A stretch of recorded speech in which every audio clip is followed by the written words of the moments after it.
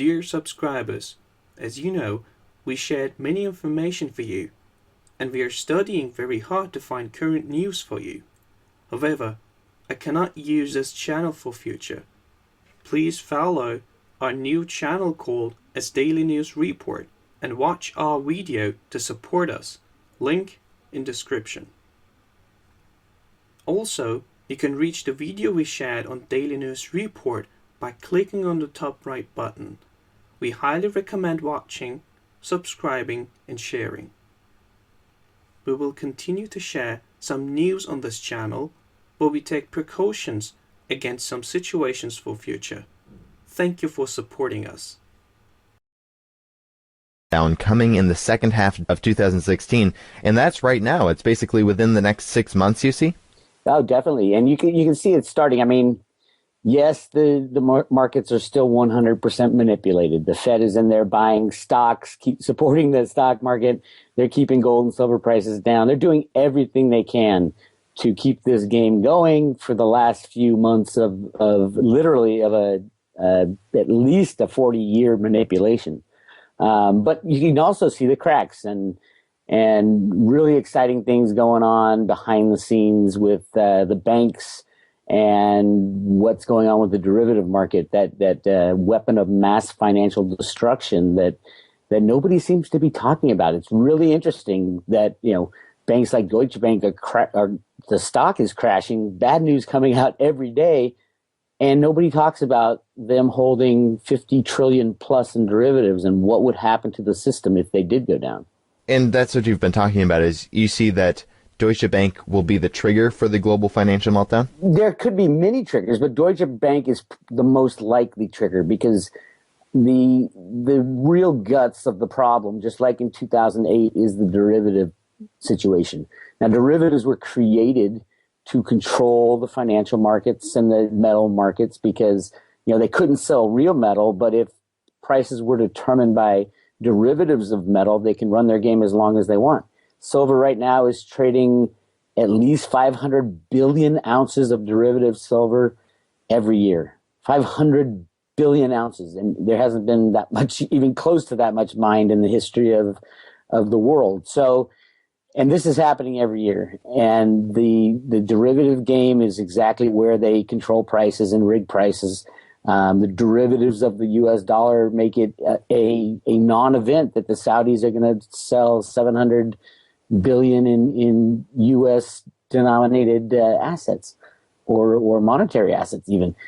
The real thing is that trillions upon trillions of dollars of U.S. dollar derivatives are traded in every day. They estimate 5 trillion a day is traded in the FX, the foreign exchange markets. That's just partial derivative. I mean, it's really 10 to 20 trillion and more every single day. So, you know, the 700 billion coming out of Saudi Arabia is not going to make a lick of difference as far as the value of the dollar and where the market riggers place the dollar at any given time. Now, what is your perspective? Have you heard about George Soros saying that we're headed towards basically a big economic meltdown? He said earlier this year that we were going to see a repeat of 2008, and that, and now just recently he's saying that he's selling his stocks and buying gold and gold miners. I guess, what is your perspective on that? Well, Soros is an interesting guy because nobody's really sure who he works for, if he works for the bad guys, if he works for the good guys. You know, I'd say he's one of the bad guys. But right now, both the good guys and the bad guys want the system to crash. The bad guys want it to be delayed till around the election time, and the good guys want it to happen any time between now and the end of September. So it's a question of who's going to pull the trigger first, or you don't even have to pull the trigger. All you have to do is stop the manipulation, and instantly all markets would implode because the derivative market would implode. So, yeah, Soros he's probably the mouthpiece of the bad guys. Bad guys definitely want the system to implode around the election time, and then they want, you know, a year and a half of chaos, and then come in and save the world with their one world government. The good guys want to take it down earlier, and at least in the United States, it's time that we take responsibility for this mess we've created and we're living in. So I think the plan of the good guys is to make the collapse happen. It's kind of starting now. If you look at just Friday, just yesterday, the start, at least you can see a little bit of a wobble in the stock market finally, with the banking stocks starting to fall, and Deutsche Bank, the biggest derivative holder, dropping beneath $16 a share. I think there's a trigger for some of their cocoa bonds at that number, because somebody's been defending it.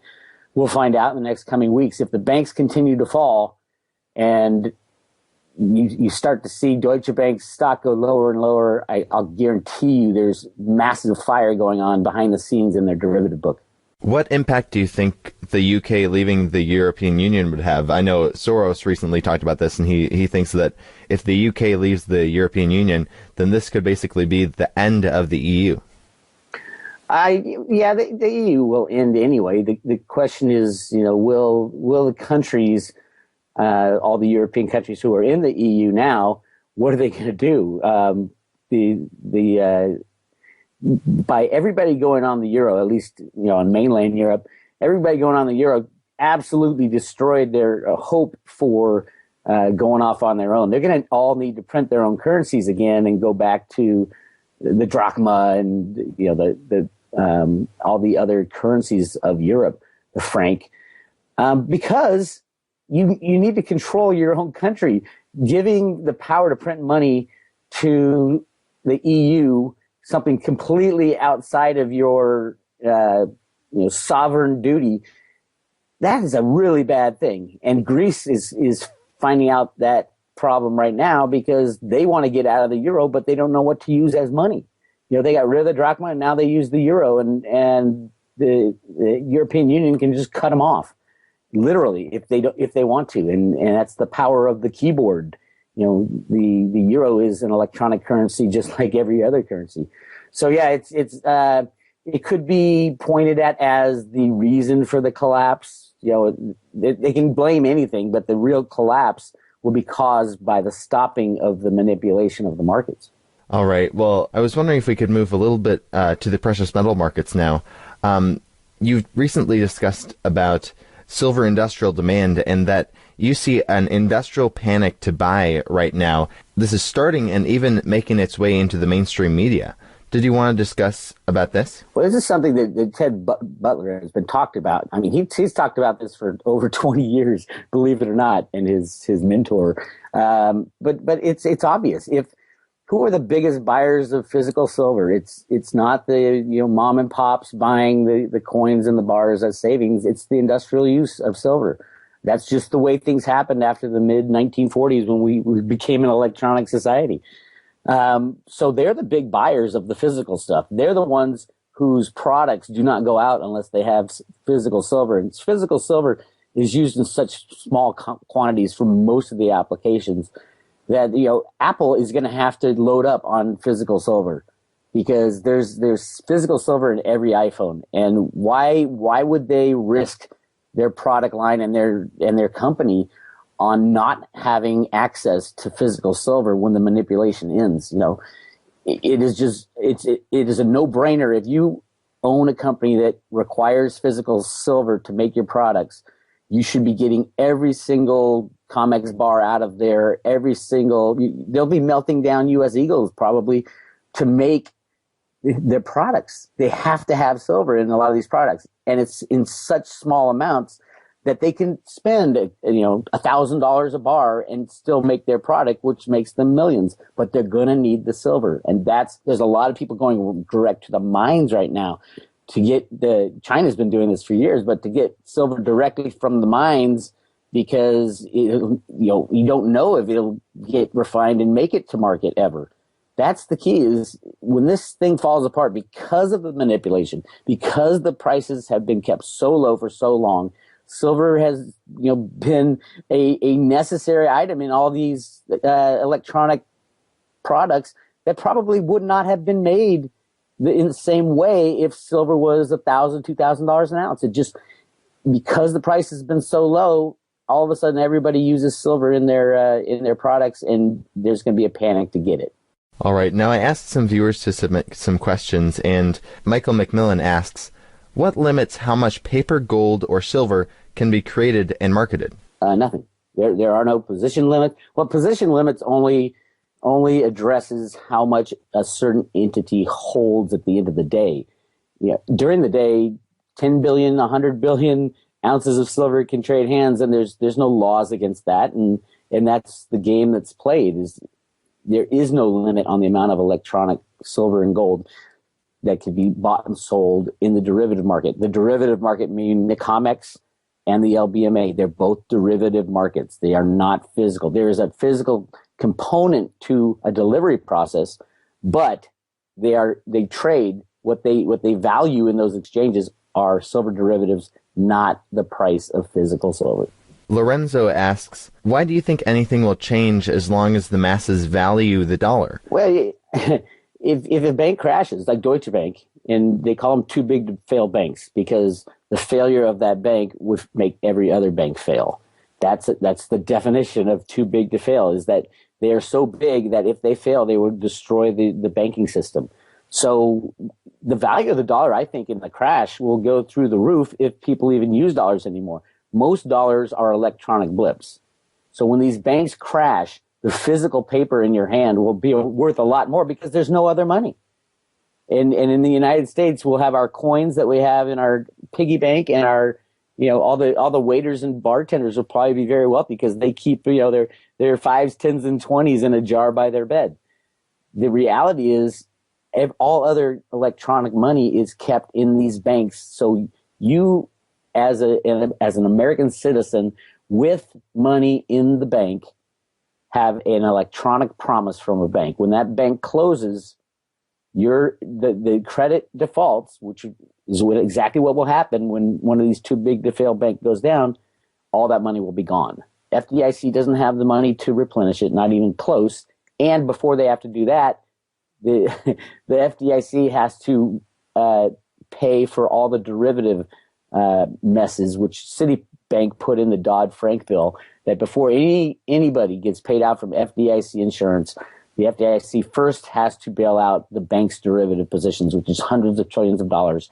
So basically that guarantees that the FDIC will not be there to cover any bank balances when the crash happens.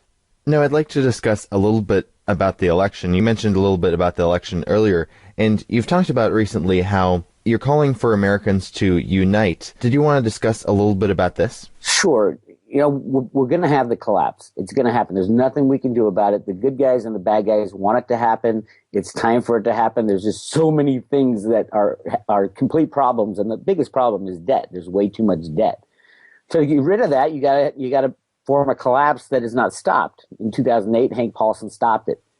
So if the United States is in the middle of a collapse, we cannot have division amongst our people. We all have to believe in the same leader, and there's no way that if Trump wins the election, there's no way the other side, the Bernie side and the Clinton side, is going to stand for it. They're going to literally go into revolution mode.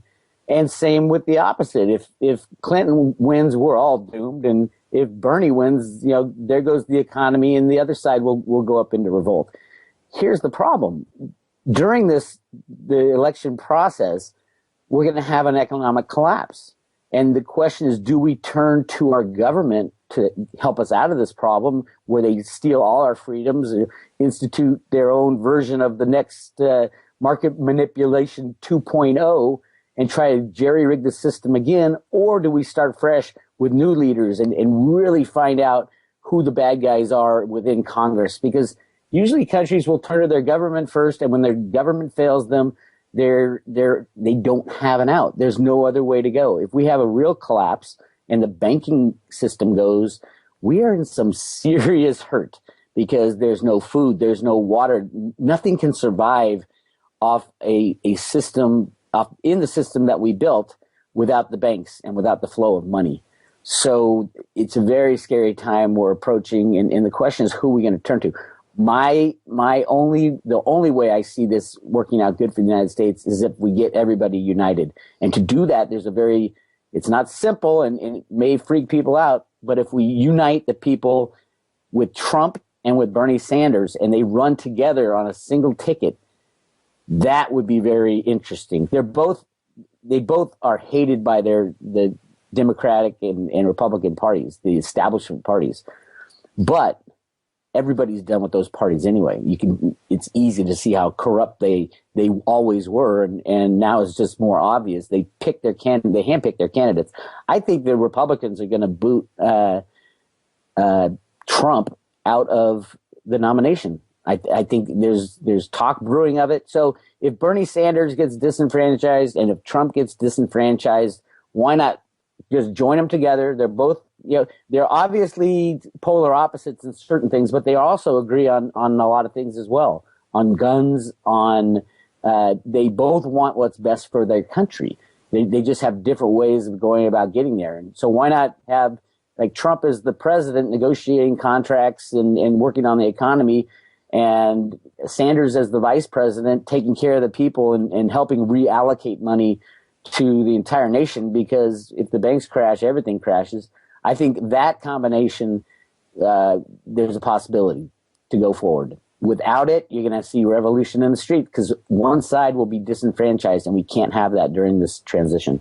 Now, it seems like, even a lot of Republicans right now seem to not like Trump also, and they definitely wouldn't like Sanders. So it seems like there's a large sector of the population who doesn't like Sanders or Trump.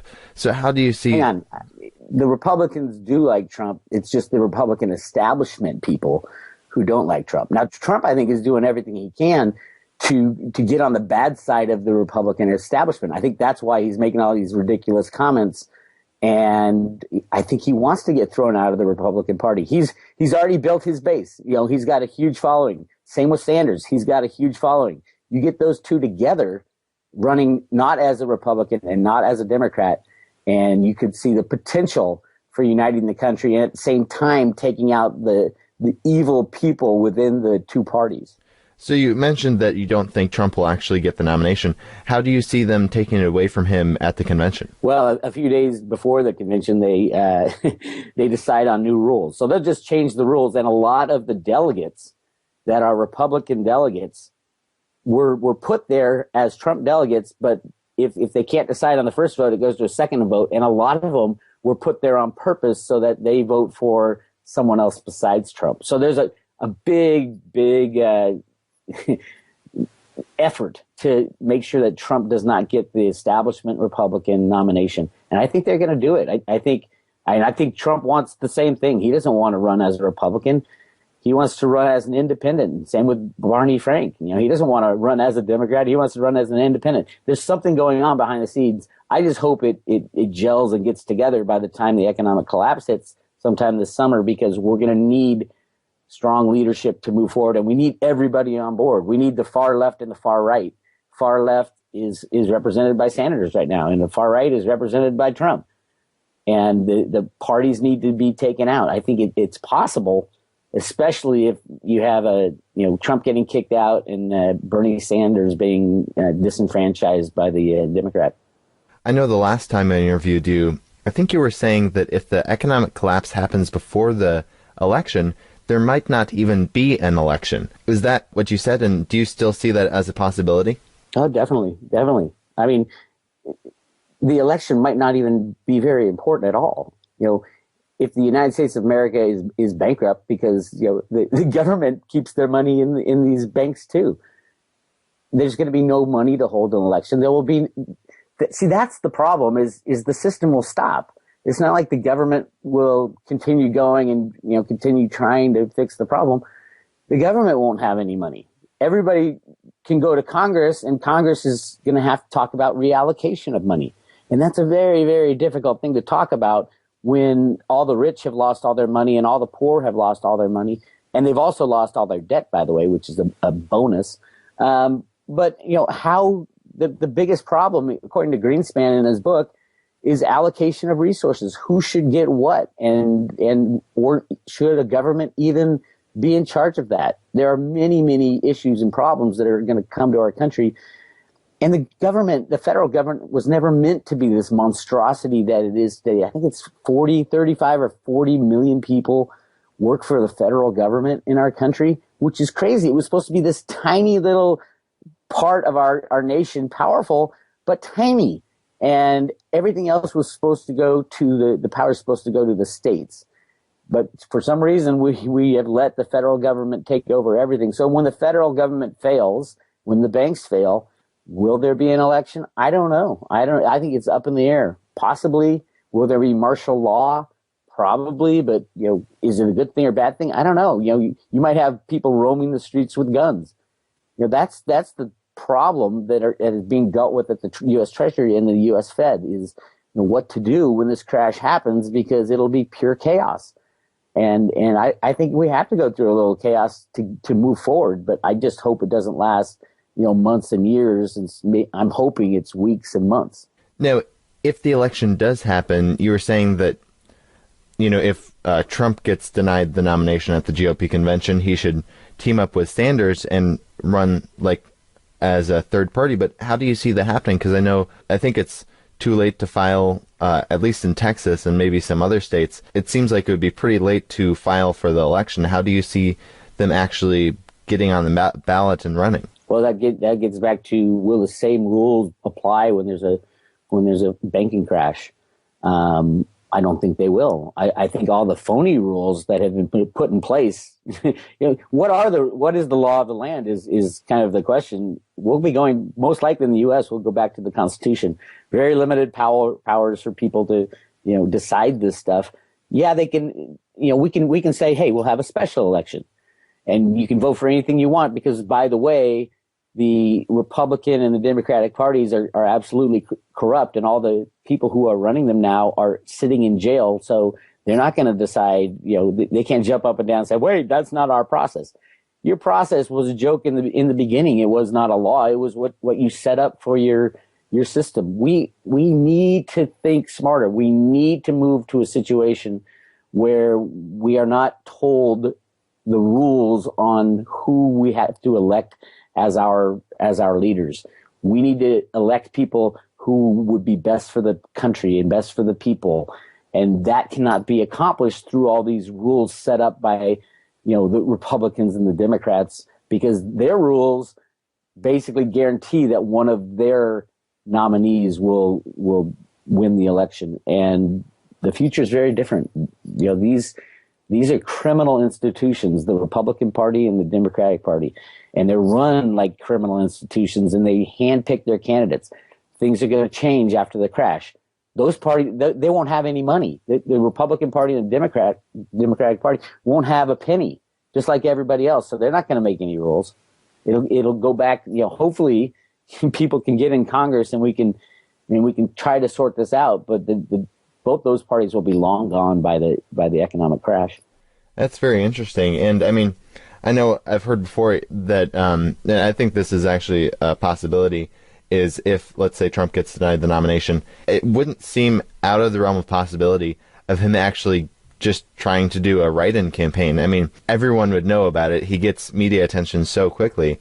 If he tried a write-in campaign with, Trump and then Sanders as VP, it sounds far-fetched, but I think he might actually have a chance with a write-in campaign. Well, yeah, if there is one, it gets back to, if this crash happens, pretty much everything's off the table, because there will be no money. It's not like the internet will work by itself. There's people behind that. Your internet won't be working if the companies that make electricity or handle your internet service, those companies will be out of business too, because they've got money in the banks. Everybody's got money in these banks.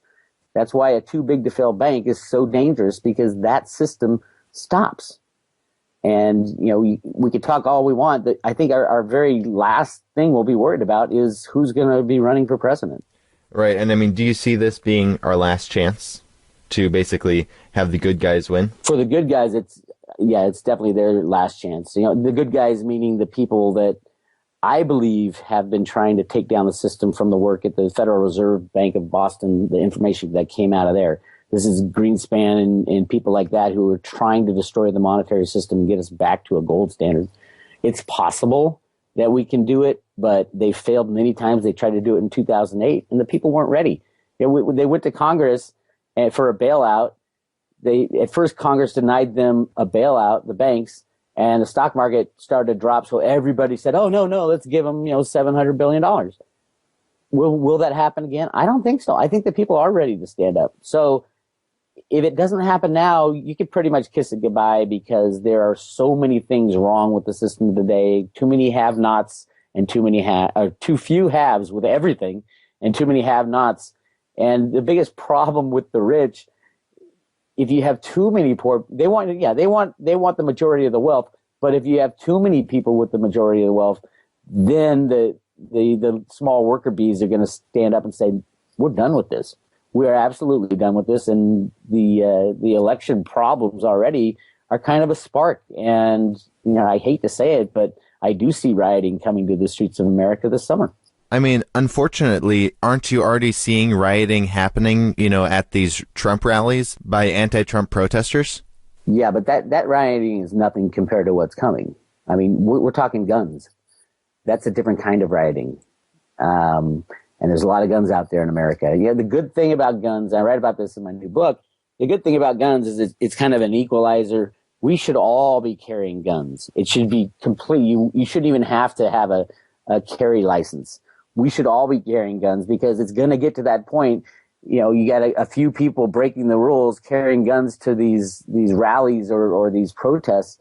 And then the chaos just develops and we and we shrink as a country. And then everybody's going to be walking around with a gun. They're almost doing it right now. I have a friend in Europe who's told his wife, keep this gun in your handbag because you never know what's going on with all the imported refugees, as they call them, inciting this violence. This is crazy over there. Same thing's going to be happening here. A year from now, we're all going to be wearing guns.